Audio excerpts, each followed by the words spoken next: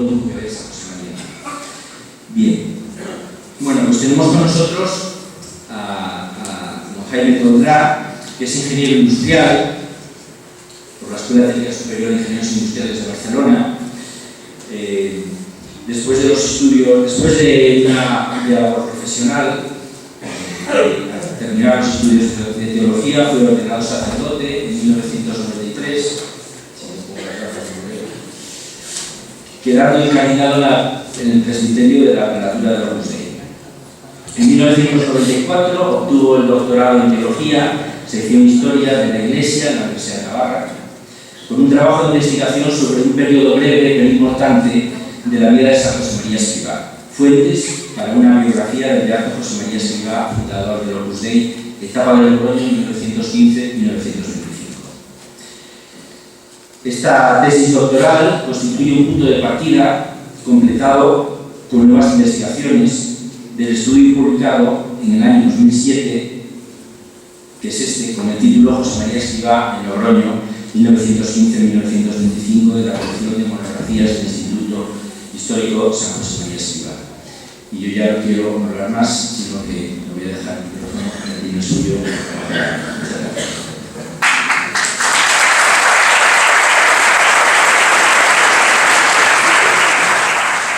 Vamos a ver si conseguimos. Bueno, aquí hemos oído la historia vivida.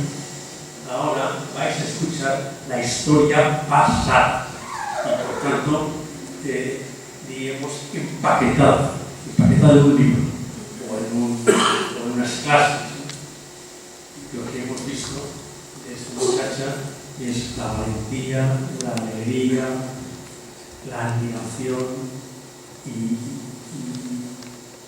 bueno, y en definitiva, un apóstol de Jesucristo. Para eso, San José María vio el Opus Dei el 2 de octubre de 1928.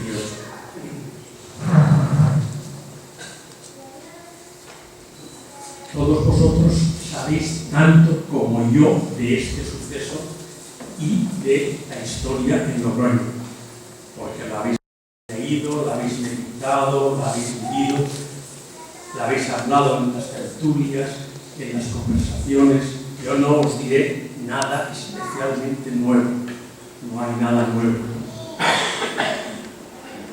Por una parte, quería resumir brevemente para situar por qué, si son de Barbastro, por qué se instalan en Logroño. Porque en Barbastro, la empresa que tenía el padre de San José María y un amigo, pues fracasó y tuvieron, en concreto, el padre de San José María se quedó en la ruina y tuvo que buscarse donde pudo. ¿Por qué encontró trabajo en Logroño? No lo sabemos, yo primero no lo sé. Lo he pensado mucho, lo he investigado mucho. San José María no quiso decirlo. Lógicamente, la historia de San José María la vamos descubriendo a retazos después que se muere. Él no le gustaba hablar habitualmente de sí mismo. Entonces hay cosas que no sabemos nunca. Lleguemos a la patria celestial.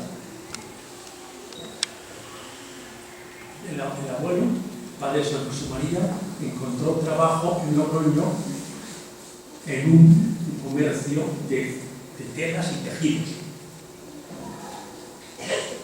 propiedad de Antonio Garrigosa, catalán de Martorell, que vino a Logroño a los 13 años de edad con una mano delante y otra detrás, y aquí se abrió el camino.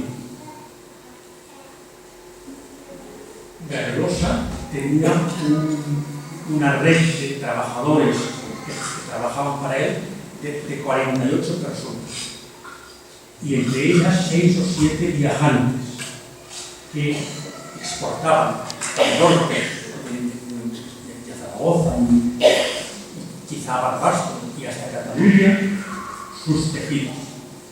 Y eso es una conjetura para el cual uno puede pensar. El abuelo, el padre de San José María, vio el caso que se presentó aquí en marzo del año 15, en plan de prueba. Él solo dejó a su mujer y a sus hijos en Barbastro y debió encontrar la situación con este hombre, con Carrigosa, debió encontrar una aceptación y que se entendieron, y efectivamente en septiembre es cuando se trasladan todos y se instalan aquí. Pero eso no deja de ser una conjetura de lo que ha ocurrido. El por qué no sabemos nunca. Sí quiero decir que, siendo empleado de Carrigosa en una tienda en la gran ciudad de Londres, que era el título que tenía en aquel momento, el abuelo trabajó allí los 10 años seguidos, no cambió de trabajo. No era el encargado de la tienda, pero era el más importante de los hombres que estaban allí vendiendo y colocando cosas. 10 años, y esos 10 años de vida de San José María en Logroño, pues por un lado están primero los 3 años en que él estudia en el instituto. Son los años, digamos, que él llega aquí con 13 años y termina el bachillerato con 15, 16, y va madurando, ¿no? En aquella época él había pensado a veces, y lo comentaba con su padre, en ser abogado, porque en su familia paterna había tradición de algunos abogados, o también a veces arquitecto, porque se le daban dibujos. Su padre se metía con él en broma. Tú lo que quieres es ser un albañil reconocido, importante. Era una familia católica, como sabemos bien, practicaban, tenían costumbres católicas en aquel momento. Iban a misa habitualmente, rezaban. En su casa se recibía una imagen de la Virgen que durante 30 días corría por 30 personas del barrio, digamos. Una costumbre muy clásica en España en aquellos años. Y algunos de sus compañeros en el instituto y en el colegio, algunos de los compañeros empezaron a pensar que tú tienes el cura, y él siempre contestaba: no, qué tontería, yo no quiero ser cura, yo quiero ser abogado, yo quiero ser arquitecto. Era un hombre piadoso, pero no era un hombre, no era el chico de misa, y tampoco era una cosa excepcional. Tenía una fe muy fuerte y muy viva. Y así fue pasando el tiempo. Hasta que un día, como sabéis todos muy bien, en los alrededores de la Navidad, del año 17 y 18, un día que había nevado mucho, aquel año había muchas nevadas a lo largo de todo el mes de diciembre. Por la mañana, ojo, estabas en vacaciones, pero ellos iban y las clases las recibían en el instituto, que está donde está ahora iban. Pero en aquellos tiempos, las personas que era aconsejable que fueran a estudiar en un colegio también, en un colegio asimilado al instituto, que les ayudaban a las asignaturas que se hacen en el instituto. Por tanto, estamos en las vacaciones de Navidad. El instituto está cerrado. Y él sale de mañana, muy pronto, no sabemos a dónde va, pero muy pronto, pues a las 8 o a las 9. Y de pronto, yendo por el camino, como sabemos muy bien, en la calle Marqués de San Nicolás, en lo que se llama la Costanilla, porque allí el camino se hace un poquitín más empinado. A lo lejos vio, unas veces dice que uno, otras veces dice que dos frailes que van a lo lejos y siguen esas huellas y descubre que son unas huellas de un religioso, con los pies descalzos, como es propio en la orden carmelitana. Y entonces ahí es cuando Dios lo buscó, le preparó ese momento. Ahí cambió la vida de José María Escrivá de Moreno. No de una manera clara, no Dios que tenía que hacer, sino que fue como un cañazo que le cambió.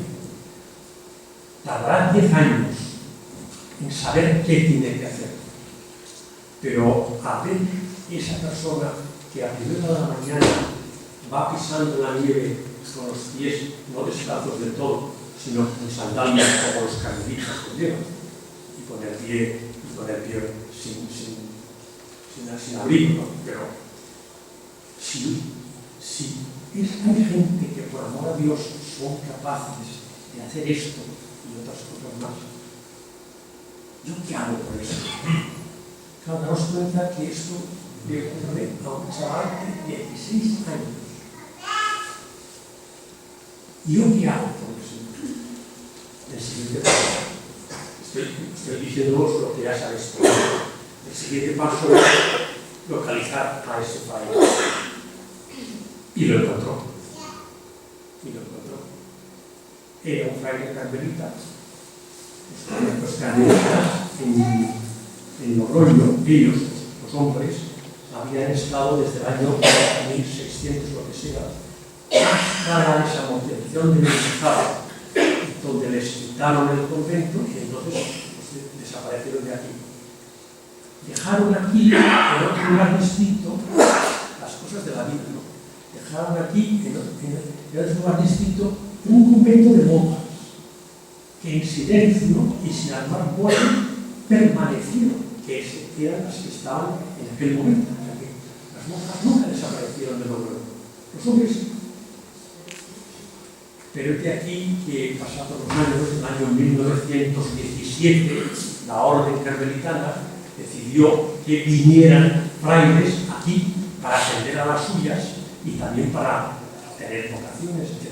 Bueno, pues llevaban 2 meses los carmelitas, varones, en Logroño, cuando San José María se encontró con las luces de la nieve y encontró al padre José Miguel de la Virgen del Carmen. Y ahí fue a confesarse con él,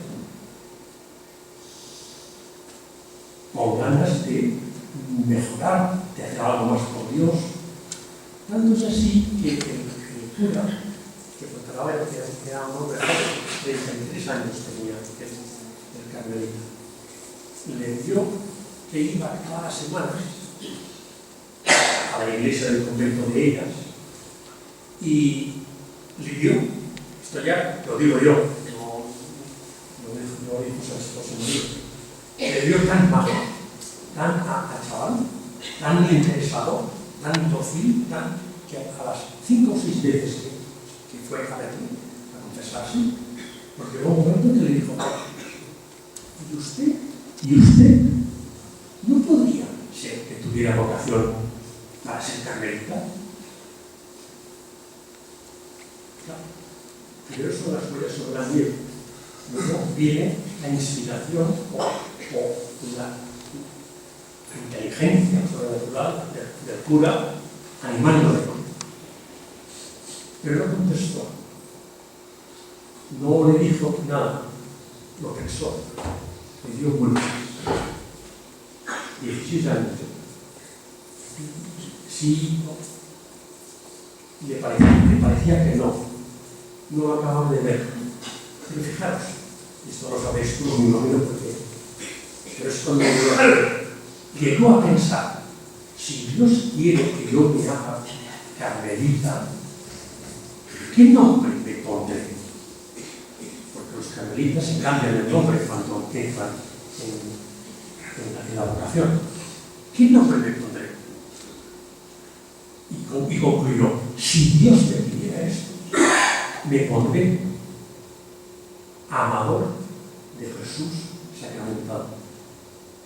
Esta escena me parece que es formidable, porque un chaval de 16 años que nunca ha pensado en ser cura, que tampoco es buena persona, pero que reflexiona todo esto y toma la decisión de que si fuera eso, yo le llamaría amador de Jesús sacramentado. Esto parece una meditación casi, más que una clase. Bueno, el caso es que lo pensé un poco más y llego a la conclusión de que no era eso, por lo que sea. Él no sabía lo que Dios le pedía.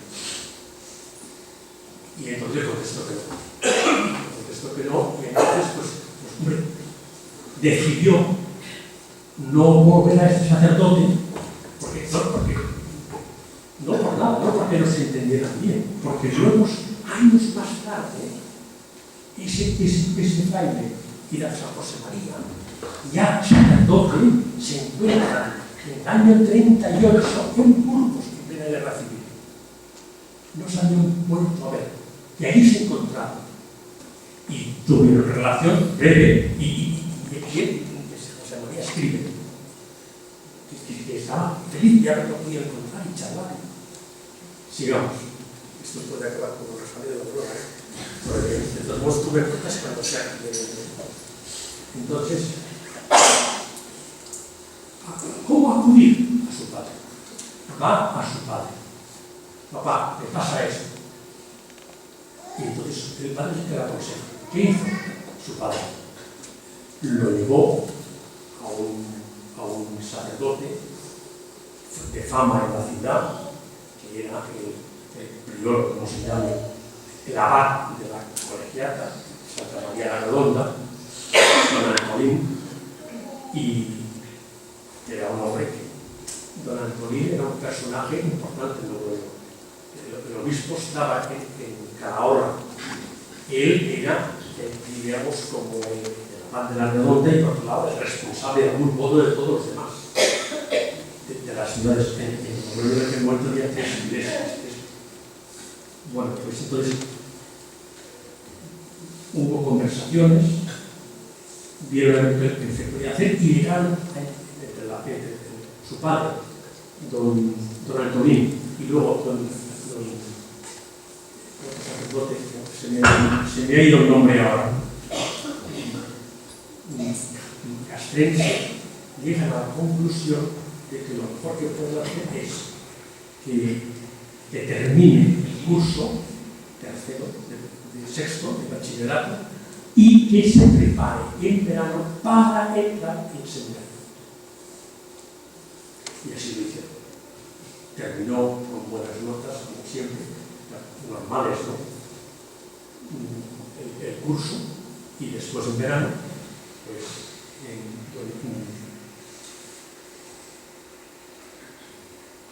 voy a...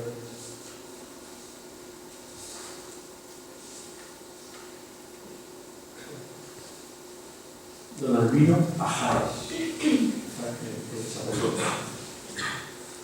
Entonces le prepararon, tuvo un examen a final de verano, un examen de profesores del seminario para ver lo que sabía y lo que había aprovechado. Un examen que le hicieron los 3 puntos y oral, y en el que le aprobaron claramente, y entonces empezó la entrada en el seminario. Bueno, el seminario es otro campo distinto, ¿no? Algunos de los amigos del instituto y del colegio, claro, Logroño, en aquellos tiempos, era una ciudad, diríamos, un poco difícil, mucho liberal en el sentido fuerte de la palabra, ¿no? Se respetaban las cosas de la Iglesia, pero al mismo tiempo mucha gente importante no participaba. Él toma la decisión de entrar en el seminario y se encuentra con que algunos, nunca dijo los nombres, algunos alumnos, amigos suyos, conocidos del instituto, cuando se lo encuentran por la calle, después de que saben que va a ingresar o que ha ingresado en el seminario, los desentendidos, como si no quisieran saber nada de él, se cambian de acera, no les interesa, porque es un asunto que no viste en el mundo Pero él siempre tuvo la preocupación de, con los que podía, acercarse y a los que podía pues, comentar, charlar, etc. Luego viene todos los años a enseñar cómo andamos. Pasa 5 minutos. Bueno, entonces, él estuvo aquí 2 años. Y en el año 20, sus padres, él decidió irse a Zaragoza. ¿Por qué? ¿Cuáles son los motivos? Él no lo comenta. Por tanto, lo que yo voy a decir ahora son un poco mis conjeturas.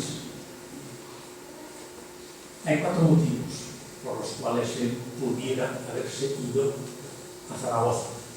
Primero,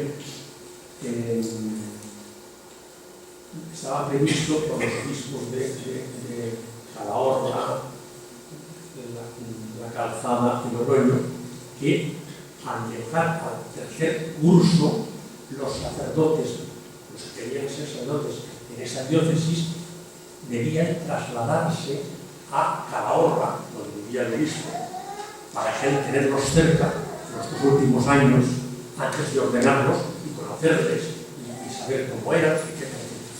Con lo cual, si él continuaba estudiando, pues tendría que ir a Calahorra y entrar en la diócesis. Esto es un punto. Hasta entonces, él en el seminario estuvo 2 años externo. En el seminario de Logroño había 2 grupos de personas: seminaristas internos que vivían en el seminario y gente también de Logroño y sacerdotes más tarde que eran externos. Esos eran gente porque sus padres, por el motivo que sea, querían tenerlos en casa o no tenían suficiente dinero para o becas para ingresar, y entonces lo hacían externos. Pero llegaba el momento de que en el tercer año pues ya se fueron a Calahorra, puestos a un buen sacerdote que tenía una muy buena posición en el obispado de Zaragoza, y seguramente habría habido entre ellos conversaciones, y porque en los primeros momentos fue todo muy bien. Y entonces este hombre le podría ayudar. Otro motivo es que en Zaragoza los estudios de teología se hacían en la Universidad Pontificia. En aquellos años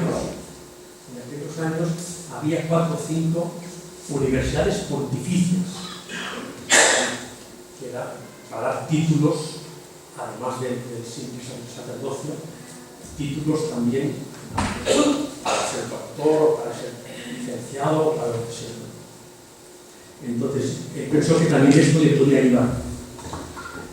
Otro motivo es que allí podía él empezar a estudiar también Derecho, porque en la Universidad Civil podía estudiar Derecho, y él también le interesaba el Derecho, por muchos motivos.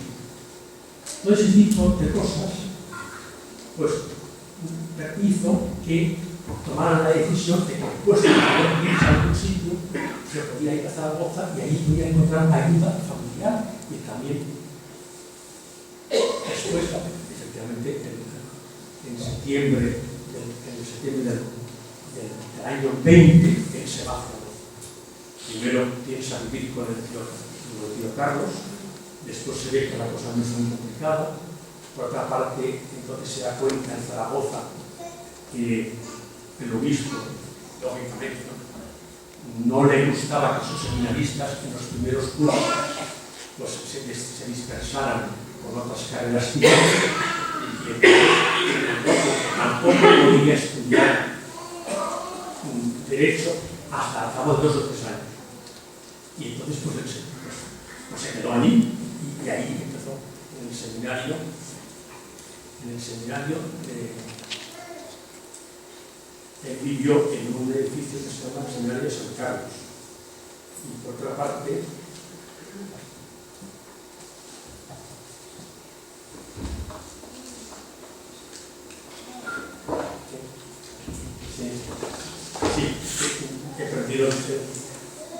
bueno, yo no sé si todo lo que os estoy contando es quizá la hora de terminar y dejarlo aquí.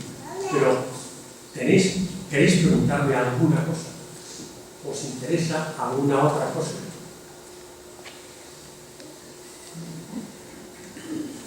Bueno, pues entonces él terminará los estudios de sacerdote en el año 24. En ese año ya habrá conseguido el permiso del obispo para empezar derecho y después se ordenará, como sabéis muy bien, el 25 de marzo del año 1925. El 28 de marzo de 1925. Y no tengo nada más que decir. Muy bien.